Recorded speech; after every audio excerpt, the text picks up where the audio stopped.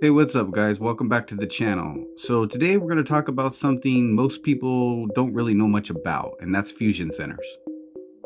Now, the name itself sounds kind of futuristic, right? Like something out of a sci fi movie, but fusion centers are very real and they're operating all across the United States. They were set up after 9/11 attacks with the idea that different agencies needed a place to share intelligence. The government realized that before 9/11, all these agencies like the FBI, the CIA, and local police each had little pieces of information, but nobody connected the dots. So they said, we need a system where everything comes together, a hub, a nerve center. That's what they called fusion centers, places where all the information gets fused into one big picture. On paper, that sounds good, and it sounds like they're protecting the country, but when you look deeper, you start to see how these centers are tied into something much darker, and how they may play a role in gangstalking and targeted harassment. So, a fusion center is basically an intelligence sharing hub. That means it's a physical office, sometimes inside a state building or sometimes inside a police department, where analysts and officers from different agencies work together. As of today, there are about 80 recognized fusion centers across the US. Every state has at least one, and some states have several. Big cities like New York, Los Angeles, and Chicago have their own centers, while smaller states might just have one for the whole region. Now, the Department of Homeland Security, also known as DHS, helps fund and guide these centers, but they don't fully own them. Each fusion center is technically owned and operated by the state or local government. DHS, the FBI, and other federal partners just pour money, staff, and resources into them. The purpose, at least officially, is to collect and analyze information about threats. That could mean terrorism, cybercrime, human trafficking, drug smuggling, or violent extremism. They take all the different reports that come in from different agencies and they analyze it to see if there's a bigger pattern. For example, if one city reports that someone is buying a lot of bomb making materials and another city reports someone else buying similar stuff, the Fusion Center is supposed to connect those dots and warn the right people. Today, my office and the FBI are announcing the arrest of Daniel Park, a Washington state resident charged in a federal criminal complaint. Daniel Park is accused of providing and attempting to provide material support to Guy Edward Barkus. Authorities say Barkus was killed as he bombed the American Reproductive Center's clinic in May. Mr. Park, who shares Barkus's extremist beliefs, is accused of shipping approximately 180 pounds of ammonium nitrate, an explosive precursor commonly used to construct homemade bombs, to Barkus. Officials say Park paid for an additional 90 pounds of ammonium nitrate that was shipped to Barkus in the days leading up to the attack. Officials allege both spent about 2 weeks together in California early this year conducting experiments in Barkus's garage. The complaint against Park says the FBI recovered large quantities of chemicals and lab equipment in that garage after the bombing. The bomb injured numerous victims, destroyed the clinic's building, and damaged surrounding buildings and areas, causing a debris field of approximately 250 yards in size. The 32-year-old appeared in federal court in Brooklyn on Wednesday. Park was arrested Tuesday night. Too late, boys. Maybe if you hadn't wasted so much time targeting innocent people, you could have stopped this bombing and put the real criminals behind bars where they belong. So that's the official story, but here's the thing. In practice, they don't just stop at terrorism. They've expanded their mission into all kinds of areas, sometimes even watching protest groups or monitoring activists or tracking people who aren't even committing crimes. And that's where things start to overlap with gangstalking. So who's actually giving them information? Well, the list is pretty big. Fusion centers are like giant information sponges. They collect from local police and sheriff's departments, state agencies, federal agencies, private sector partners, and community tips. Yes, even regular people through the if you see something, say something, you can report someone, and they can end up in the Fusion Center database. So you can see how wide the net is. Pretty much anyone can end up being reported into a fusion center, whether by a cop, a company, or even a nosy neighbor who thinks you look suspicious.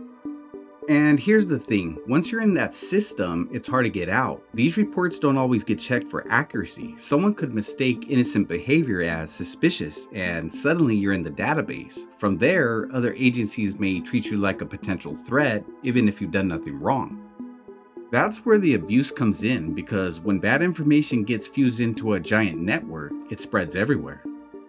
Now let's start connecting the dots to gangstalking. Targeted individuals often describe the same patterns: local police following them, strangers monitoring them, cars with tinted windows sitting outside their homes, people at grocery stores or in neighborhoods acting like they're part of some coordinated watch. On the surface, it looks random, but when you look at how fusion centers operate, it starts to make sense.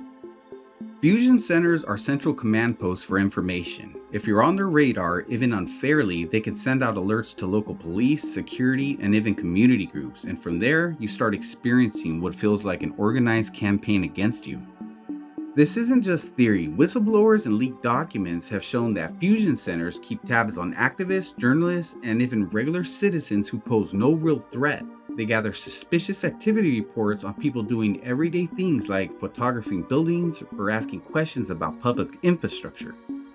So imagine if someone flagged you, whether right or wrong, as suspicious. That report gets logged and suddenly you might notice increased attention, more traffic stops, weird interactions with neighbors. It feels like you're being watched because in a very real sense, you are. Now that we've covered who fusion centers are and who reports to them, let's talk about how they actually gather information. When you picture intelligence gathering, you might think of spies in trench coats, hidden cameras, or satellites in space, but in reality, a lot of fusion center intelligence is built on something much more basic. SARs is one of the main pipelines. Local police, private security guards, or even regular people can file a report if they think someone is acting suspicious. But here's the issue. Suspicion is subjective. What looks strange to one person could be totally innocent behavior. And then you have data sharing agreements. Fusion centers have access to all kinds of databases. That can include DMV records, criminal histories, parole records, and sometimes even financial transaction data. The idea is to create a bigger picture of a person's life. And then we have tips from the community. This is where that slogan, "if you see something, say something," comes into play. Neighbors or even strangers can call in tips, and those tips can get forwarded to fusion centers. And then we have partnerships with private companies. Critical industries like utilities, banks, and transportation often have agreements to share threat information. That means if a bank thinks your financial activity looks suspicious, or if a company sees you near their property, they might flag it. And then we have technology and surveillance. Fusion centers don't usually run their own spy gear, but they coordinate with agencies that do. This could include license plate readers, CCTV networks, social media monitoring, and even drones or aircraft surveillance through federal partners. So all this information from reports, databases, tech, and tips gets funneled into one place. Analysts then review it, write intelligence bulletins, and send it back out to police and agencies across the state.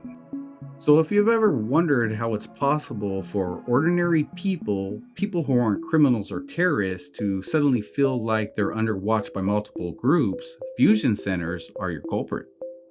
And the scary part is, you don't even have to do anything wrong. Suspicion alone is enough to get your file started. Once you're in the system, it keeps reinforcing itself. More reports get filed, more alerts get sent out, and the cycle continues. So how do innocent people get caught up in this mess? Well, for one, you have over-reporting. In a system that rewards tips, people file reports on things that aren't even threats. And number two, you have bias. You have race, religion, or even just looking different. That can make someone a target of suspicion. And number three, you have activism. If you speak out against government policies, police practices, or corporations, you might get flagged as a troublemaker. And number four, you have mistakes. Data errors can happen, and once you're misidentified, it's hard to undo. And number five, you have deliberate abuse. Sometimes individuals inside the system can misuse it to target someone out of personal spite. So when TIs say they've been unfairly targeted, the truth is, fusion centers create the perfect environment for that to happen. Alrighty guys, I hope this video gave you a clearer understanding of fusion centers and how they operate. If you found it helpful, don't keep it to yourself. Share it with someone else who needs to know what's really going on. Alrighty guys, take care out there.